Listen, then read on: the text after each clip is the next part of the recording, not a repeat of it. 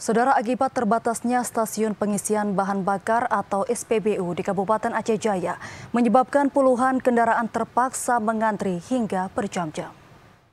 Puluhan kendaraan terpaksa mengantri di salah satu SPBU yang ada di Aceh Jaya hingga berjam-jam.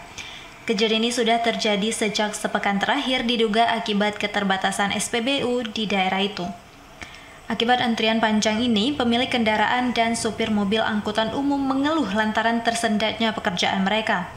Kendati harus menunggu hingga berjam-jam, para sopir mengaku sejauh ini proses pendistribusian BBM masih lancar dan belum mengalami kendala walaupun harus antri panjang.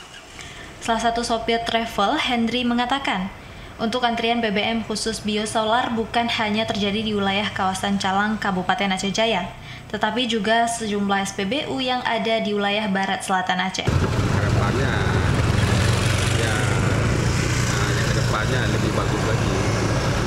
Seperti ini, nanti yang bahaya penggunaan mobil pribadi, mobil travel di jalan nggak seberapa. Di pelabuhan paling parah.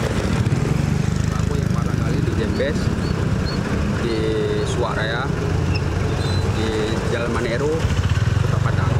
Para sopir mendesak pemerintah untuk turun tangan agar fenomena antrian panjang di SPBU tidak terjadi lagi, sebab hal tersebut dapat menghambat aktivitas masyarakat.